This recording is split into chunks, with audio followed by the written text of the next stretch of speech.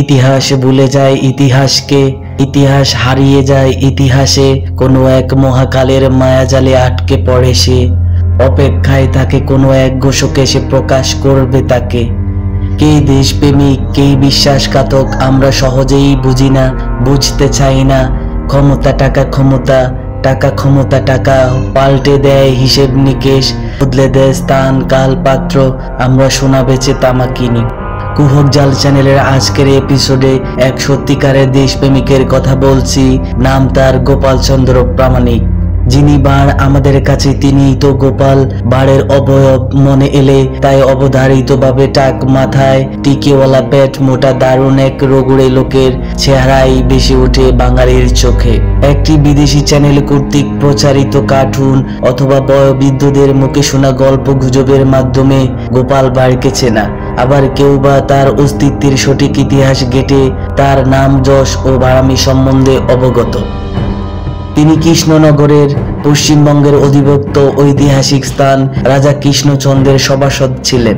অত্যন্ত রসিক মানুষ ছিলেন বলে তৎকালীন সময়ে আবাল বৃদ্ধ বনিতা সবার প্রিয় ব্যক্তি ছিলেন গোপাল। তিনি কবিও ছিলেন। মিলন সাগর নামক তার কবিতা আছে। বাড়ামি আর বুদ্ধির খেল দেখিয়ে তিনি রাজপ্রাসাদের সবার মন জয় করেছিলেন। মোট কথা, কৃষ্ণচন্দ্রের রাজসভা ও কৃষ্ণনগরের জনগণের যাবতীয় বিনোদনের আস্ত এক ভান্ডার ছিলেন বুদ্ধিমান গোপাল। কিন্তু এত প্রিয় মানুষ হয়েও এই বাংলাতে তার ঠাঁই হয়নি। সালটা ছিল 1757। তরুণ নবাব সিরাজউদ্দৌলা তখন বাংলা প্রেসিডেন্সি, বাংলাদেশ ও পশ্চিমবঙ্গ, বিহার ও উড়িষ্যার নবাবি করতেন। তখন মির্জাপুর, ঘসুটি বেগম, জগৎ শেঠ, রায় দুর্লভ, ভূমিচাঁদরা নবাবকে সিংহাসনচ্যুত করার অপচেষ্টায় লিপ্ত। তারা প্রত্যেকেই তাদের হীন স্বার্থ হাসিলের উদ্দেশ্যে শর্ত সাপেক্ষে ইংরেজ বণিকদের সাথে চুক্তিবদ্ধ হয়। ঠিক এই সময় কৃষ্ণনগরের রাজা কৃষ্ণচন্দ্র নবাব বিরোধী এই ভয়ঙ্কর বলয়ে যোগদান করেন। কৃষ্ণচন্দ্রের সকল সভাসদ আর যোগদানকে সমর্থন করলেও শুধু একজন ব্যক্তি সমর্থন করলেন না। সেই ব্যক্তিটি হলো আমাদের প্রিয় গোপাল ভাঁড়। ব্যতীত মনে গোপাল কৃষ্ণচন্দ্রকে বোঝাতে লাগলেন, নিজ দেশের নবাবের বিরুদ্ধে গিয়ে ইংরেজদের সাহায্য করতে মানা করলেন।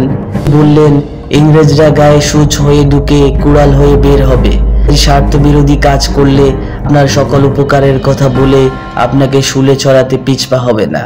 গোপাল বাংলা মায়ের এমন সর্বনাশ না করতে কৃষ্ণচন্দ্রকে বারবার অনুরোধ করলেন, কিন্তু কৃষ্ণচন্দ্র তার কথায় কর্ণপাত করলেন না, বরং তার সভাসদদের নিয়ে গোপালকে বিদ্রূপ করতে লাগলেন। কৃষ্ণচন্দ্র গোপালকে শর্ত দিলেন, গোপাল, যদি তুমি নবাবকে মুখ বেঞ্চি দিয়ে আসতে পারো তবে আমি এমন সিদ্ধান্ত থেকে বিরত থাকব। গোপাল কৃষ্ণচন্দ্রের রাজ দরবার থেকে বিদায় নিয়ে ছুটলেন মুর্শিদাবাদের দিকে, যেখানে নবাব সিরাজউদ্দৌলা থাকতেন। কিন্তু নবাবের হিরাজিল প্রাসাদ, বর্তমানে যা নদীগর্ভে বিলীন, কিরা কিছুতেই ভিতরে প্রবেশ করতে দিচ্ছিলেন না। খুঁজে না পেয়ে গোপাল এক রক্ষীর হাতে কামড় বসিয়ে দিলেন। ফলে প্রাসাদ রক্ষী গোপালকে ধরে নিয়ে নবাবের কাছে গেলেন। সব শুনে নবাব বললেন, কে তুমি, কোথায় থেকে এসেছো, আমাকে কি প্রয়োজন? গোপাল কোনো কথা না বলে নবাবকে মুখ বেঞ্চি দিলেন। নবাব ভাবলেন, কি ব্যাপার? গোপাল আবারও বেঞ্চি দিলেন। নবাব গোপালকে আটক করলেন, বললেন, আগামীকাল তোমার বিচার হবে। এর মধ্যে গোপাল মির্জাপুরকে বললেন, আমি এসেছিলাম তোমাদের সকল ষড়যন্ত্র পাশ করে দিতে, কিন্তু আমি কিছুই বলবো না, কারণ এই ষড়যন্ত্র কথা পাশ করে দিলে কৃষ্ণচন্দ্র পেশে যাবে। নবাব তাকে সরিয়ে অন্যজনকে ক্ষমতায় বসাবেন। আমি চাই না কৃষ্ণচন্দ্র তার ক্ষমতা হারাক, কারণ তিনি যে আমার অন্নদাতা, পরমান্নদাতা। মির্জাপুর তার এমন কথা শুনে রীতিমতো ঘাবড়ে গেল। সে নবাবকে জানালো যে গোপাল তাকে শয়তান বলে গালি দিয়েছে, যত দ্রুত সম্ভব তার ফাঁসির ব্যবস্থা করা হোক। পরদিন সকালে গোপালের ফাঁসির ব্যবস্থা করা হলো, কিন্তু গোপালের মাঝে কোনো পরিবর্তন দেখা গেল না। নবাব গোপালের মুখের দিকে তাকাতেই গোপাল আবার বেঞ্চি দিল। এবার নবাব রীতিমতো ভাবনায় পড়ে গেল।